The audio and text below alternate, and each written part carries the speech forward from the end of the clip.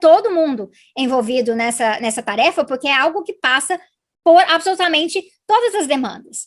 Esse aumento no desmatamento, que não é só na Amazônia, a gente está falando de todos os biomas, o Brasil, Pampas um pouco menos, mas todos praticamente muito prejudicados, é uma questão de que você olha principalmente para o Cerrado, a região ali do Mato Piba, o que já aconteceu com a Mata Atlântica, e olha para a nossa Amazônia, né? A gente vai olhando pela situação inteira, a gente encontra desmatamento suficiente que está alterando o padrão hidrológico. E se altera o padrão hidrológico, a gente está vendo aí todo mundo alertando, vem um período de seca forte. E aí eu abri o jornal essa semana, e os jornais estão assim, talvez a gente tenha apagão que nem na época da FHC. Olha o nível da coisa, por quê? Não dá para a gente depender só de biodiesel, não dá para a gente depender só de hidrelétrica. A gente tem que ter uma matriz energética diversificada para evitar essas coisas.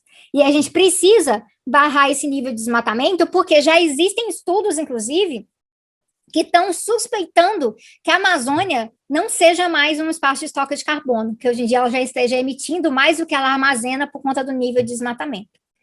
Então, essas são coisas que os impactos vão sendo, né, a gente sente, por exemplo, com esse risco do apagão agora, mas daqui 5 anos é pior, daqui 10 anos é pior, daqui 15 anos é pior. Então, toda essa discussão que a gente quer fazer agora de um país pós-Bolsonaro, ela precisa passar por isso também. E é uma discussão que acarreta a discussão sobre geração de empregos, então, eu já até conversei bem brevemente com o Glauber sobre isso, né, como que um projeto de garantia de empregos no Brasil pode ser um projeto que possa ser voltado também para a gente estar criando empregos nos lugares que a gente precisa, nos lugares que vão garantir essa soberania diversificada. E como que a gente pode garantir, por exemplo, que com o crescimento de serviços públicos, isso gere uma demanda diferenciada que não seja por coisas que quebram facilmente, que não sejam por coisas que poluem tão facilmente. Então, o Andreas Malm, ele escreveu um livro falando sobre comunismo de guerra, então pegando algumas medidas da época do comunismo de guerra da União Soviética e tentando ver o que dava para extrapolar para a gente pensar a questão da ação climática. E aí ele fala assim, gente, faz muito mais sentido a gente jogar muito dinheiro e ter muito, muito show, teatro, muita coisa cultural na rua, do que um monte de gente comprando geringonça o tempo inteiro. Porque isso é algo que beneficia mais gente, da mesma forma que se você tem mais ônibus, isso beneficia mais gente do que cada um tendo o próprio carro. Então, a gente está falando aqui de uma transformação de matriz que exige um nível de planejamento que não é um planejamento simplesmente falando a gente quer crescer o setor X e crescer o setor Y. A gente está falando de coordenação.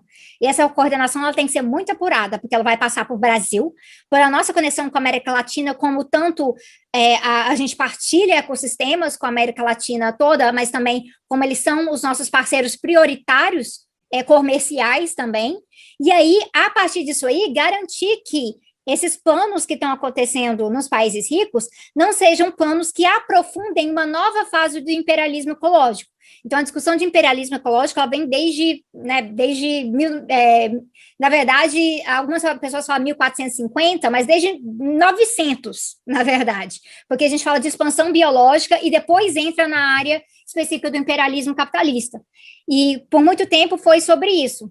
Foi sobre superexploração da força de trabalho nos países periféricos, com a superexploração da natureza nesses locais também. E agora, a diferença é que eles querem continuar fazendo essas duas mesmas coisas, mas falando que é por uma razão boa, porque é por uma razão verde, porque é para promover a transição ecológica em um outro lugar. Então, a gente tem falado que assim, é a fase verde do imperialismo ecológico. Então, se a gente fosse anti-imperialista de verdade, não dá para ignorar isso, nem dá para sair falando coisa que, mas a gente depende do petróleo. E o que fazer?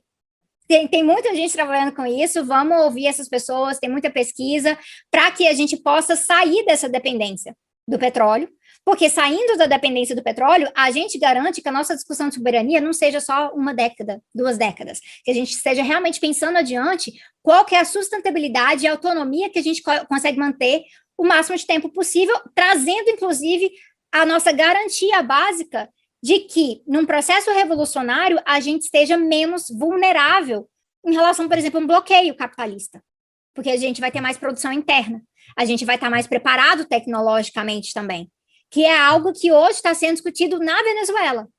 porque muito do que é, né, como a Venezuela é prejudicada pelo bloqueio, é justamente por como o petróleo é tão central na matriz energética e na matriz econômica, isso fica muito prejudicado realmente.